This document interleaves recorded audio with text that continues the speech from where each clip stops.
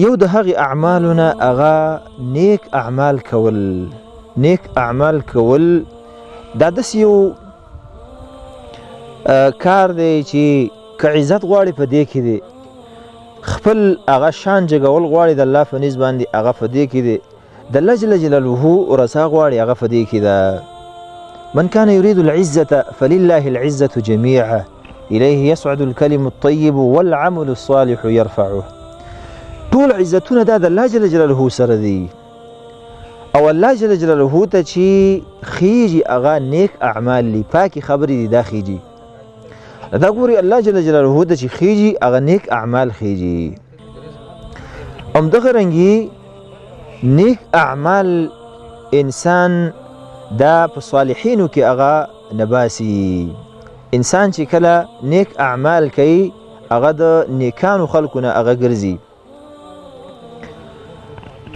او انبیاو دا تمنا و چې موږ د نیکانو خلکو نه هغه جوړ شو. لکه د سلیمان علیه الصلاة والسلام په باره کې راځي وادخلني برحمتک فی عبادک الصالحین.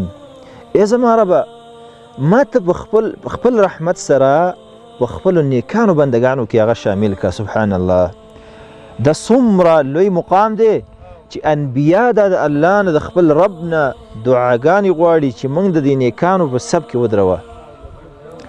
یوسف علیه السلام هغه هم په خپل ژوند کې او بیا په آخري عمر کې دا دعا یې وغوښتله چې ما ته څه وکړه، ته ما په خپلو نیکانو بندګانو کې هغه ته داخل که، په خپلو بندګانو کې ته ما داخل که. وتوفني مسلما والحقني بالصالحين. یا الله ما له چې کله وفات راولي په اسلام کې راوله، همدغه رنګې په نیکانو کې ما ته شامل که.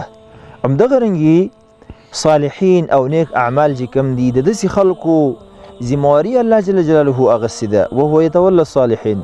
الله جل جلاله خپله د داسې خلکو ذمواري اخیستې ده، د هغې حفاظت کوي عزتمندو. چې الله جل جلاله د انسان هغه حفاظت کوي په یو عمل باندې، نو موږ ولې دغسې کار ونه کړو؟